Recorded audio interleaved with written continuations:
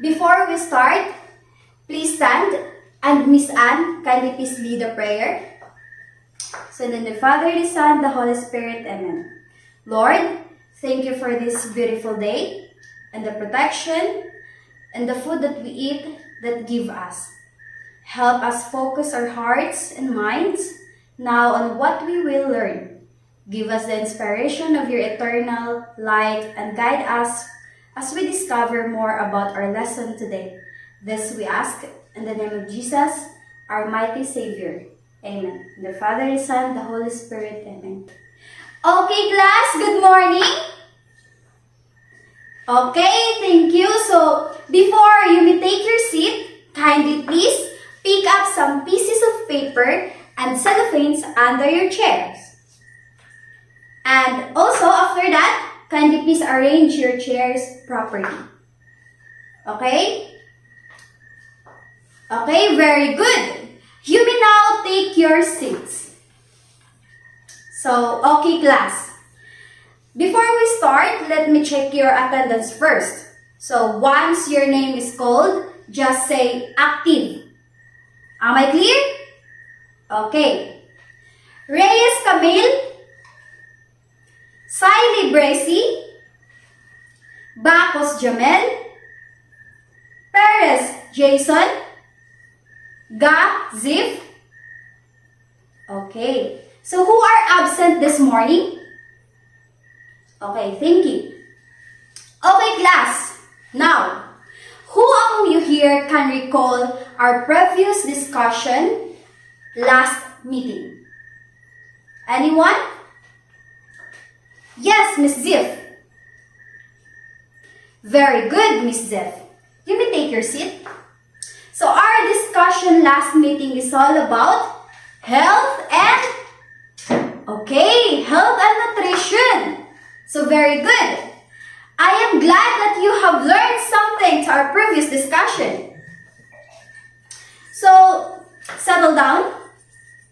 Before we will tackle our new topic for today, let me introduce to you first our classroom rules. So I have my classroom rules in my class. So if you did not follow my instructions, my classroom rules, the door is open for you. Am I clear? Now, my first classroom rules is respect your teacher and your classmates. Second, raise your hand if you want to speak or answers. Third, be quiet and listen carefully while the teacher is talking. And lastly, keep your cell phones if it's not needed. Am I clear, class? Did you understand my classroom rules? Very good. Now, before going further, has everybody already eaten na?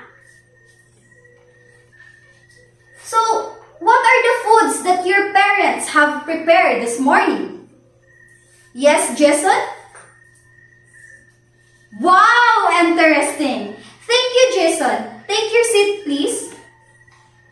Another hand. Yes, Camille. Oh, thank you, Camille. Thank you for your answer. You may now take your seat.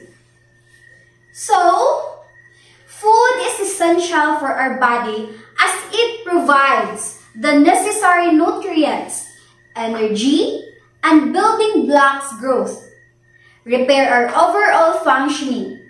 So it supports our physical and mental health, immunity, and overall well-being.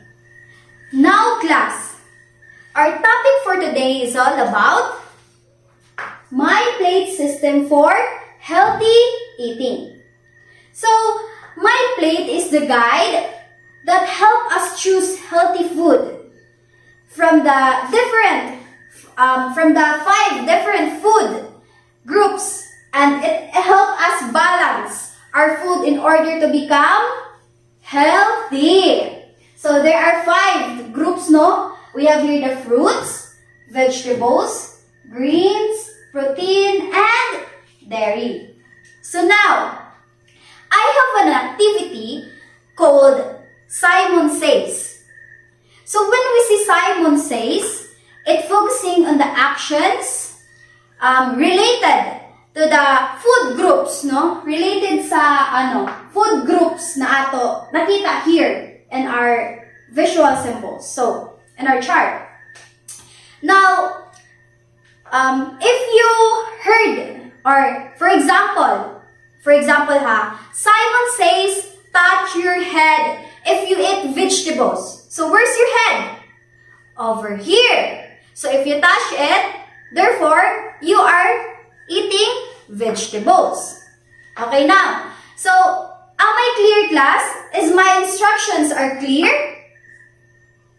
If that's so, please stand and prepare for our activity. So, are you all settled down now? Are you ready? Class, are you ready? Okay.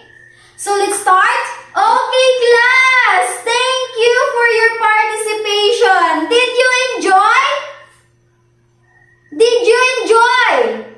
Okay, very good. Now, first, let me calm ourselves, no? Calm yourself first. Okay, inhale, exhale, inhale, and exhale. Please clap your hand first. Yes, good job. Now, class, you may take your seat. So, congratulations, no, for the job well done. Now, in relation to the activity you played a while ago, we have another activity called group discussions. Now, what are we going to do? So, I will divide you into 5 groups, and each groups, we're going to discuss the respective assigned topic. Now, I have here 5 cartolina, and each cartolina has a description on what your assigned topic is. So, I will give you 5 minutes to study your topic, and after that, each of you will explain your topic in front. So, make sure that your classmates will be able to understand your discussion. Am I clear, class? Am I clear, class? Okay. So, start counting. Okay. Now, go to your respective groups and start studying your topic. So, your 5 minutes start now. Okay, time is up. Arrange your chairs according to your groups and listen carefully and stop talking because later on, we have another activity regarding to what you've discussed right now. Am I clear, class? Are you ready? Okay, now, group 1, you may now present your discussion. Very good, class. Now, give yourselves a round of applause. So, thank you. So, kindly go back to your original seats. Okay. So, the MyPlate systems divide into 4 sections representing different food groups. We have here the fruits, vegetables, grains, and protein. Also, we have here an additional section for the dairy or dairy alternatives. So, there are 5 groups, no? As what we've seen a while ago on our chart, na ay fruits, vegetables, grains, protein, and the dairy. So, fruits are essential part of a healthy diet as they are rich in vitamins, minerals, and fiber. So, ang fruits daw kuno, they are rich in vitamins, minerals, and fiber. So, here in vegetables are packed essential nutrients, including vitamins, minerals, and dietary fibers. Next, we have here the grains. So it provides energy and important nutrients like fiber, B vitamins, and also minerals. So Next, we have here the protein. So protein, it is essential for growth, repair, maintenance of body tissues. Also, we have here some foods that are rich in protein. We have here the lean meats, poultry, fish, beans, lentils, tofu, and nuts. So, we have here the four groups that already fill the whole plate. And we have here the last one, the dairy or dairy alternative. So, it is good source of calcium, vitamins, calcium, vitamin D, and protein. So, the MyPlate system suggests including a serving of dairy or dairy alternatives such as milk, yogurt, cheese, or fortified plant-based milk. So, choose low-fat, free options to reduce saturated fat intake. So, dapat mag-choose ra kita ng mga low-fat, no, ng mga dairy alternatives. So, that's the 5 groups of the MyPlate system. Now, class, what have you or what do you think, no, is the function of these 5 groups, no, not in your, but in our plate? So, unsa kay function aning 5 groups sa ato plato? Nganong need man gyud ng dapat na ay fruits, na ay vegetables, grains, proteins, and dairy alternatives andyan sa ato plato. Nganong need man natin yun? Okay, yes, Miss Bracy? Okay, very good. So, in other words, it balancing our food choices. So, ginabalance ni niya ang atong mga tagpili na mga pagkaon in order to become healthy. So, now, thank you, Bracy. You may now take your seat.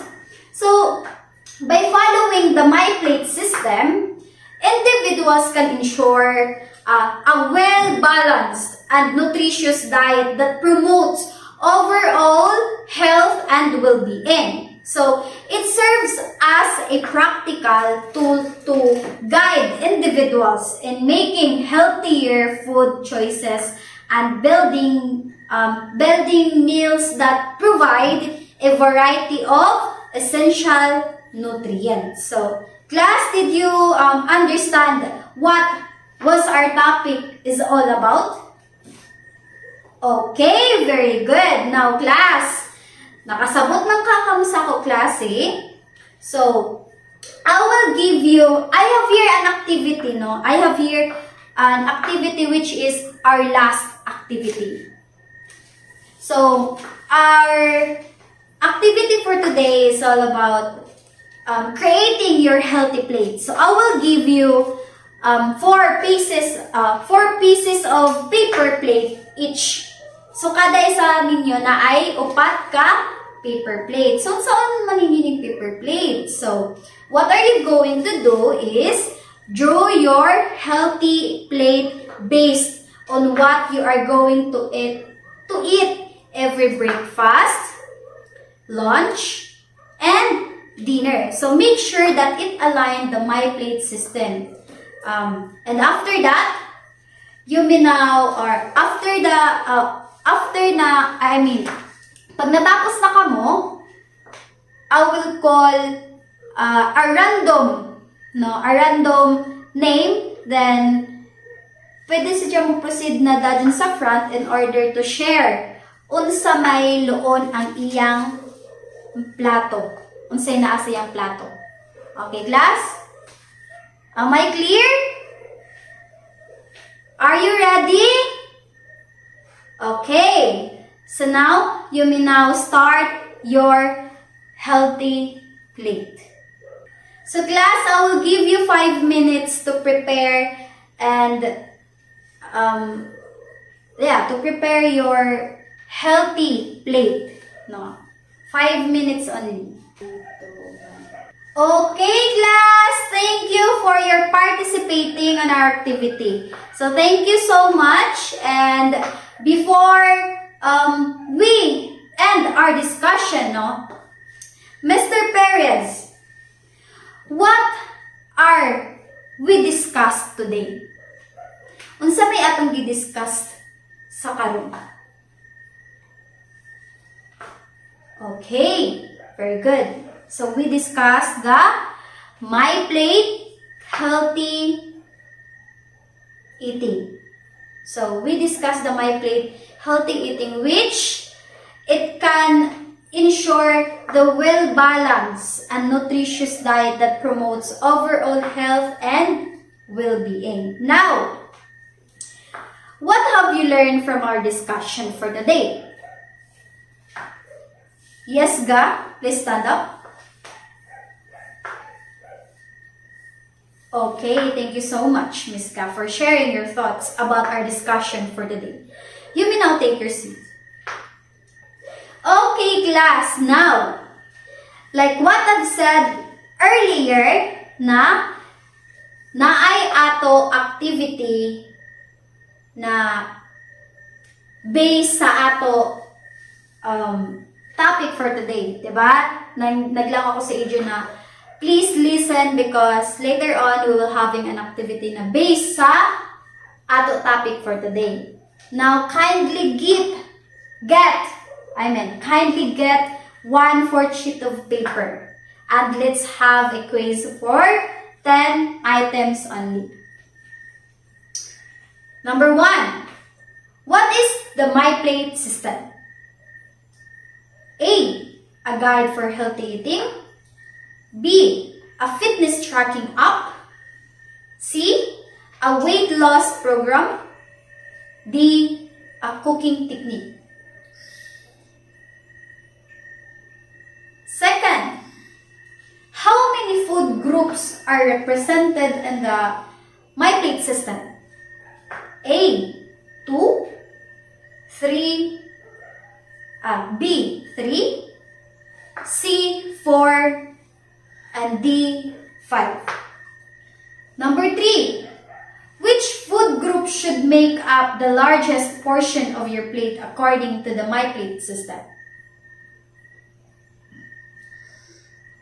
Kinsa dapat ang makakuha or unsa dapat na food group ang dapat mas tagaan nato importansya, kumbaga mas daghanon nato, no, according sa My Plate system?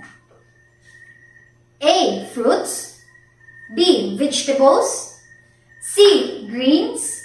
D, protein.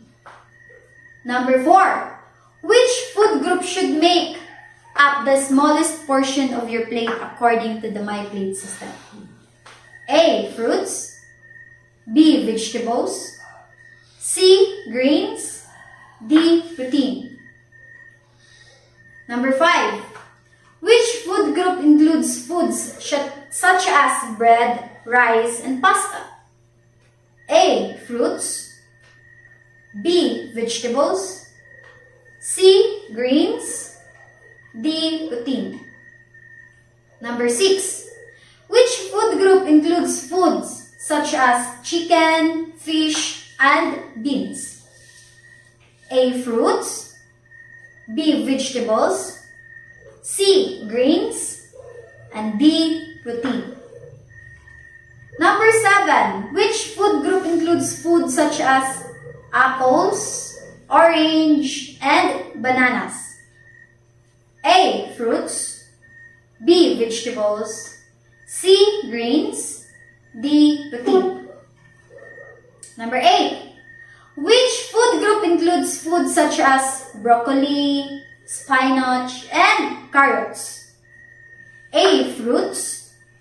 B, vegetables. C, greens. and D, protein. Number 9, second to the last number. Which food group includes foods such as milk, yogurt, and cheese? Which food group includes foods such as milk, yogurt, and cheese?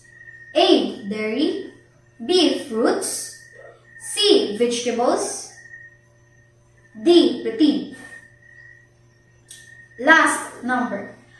Which of the following is not a K message of the My Plate system? A, make half your plate fruits and vegetables. B, avoid all carbohydrates. C, choose whole grains over refined grains. And D, enjoy your food but eat less. Okay, time is up. Kindly pass your papers in front in the count of 10, 9, 8, 7, 6, 5, 4, 3, 2, and 1. So for assignment, make a poster making promoting the healthy balanced diet and submit it on our next meeting. Am I clear, class? Submit it on our next meeting. You are going to make a poster making about promoting healthy balanced diet. So that's all for today. Thank you so much. And congratulations again for a job well done. And it's time already, and see you next meeting. So goodbye, class. Okay. Goodbye.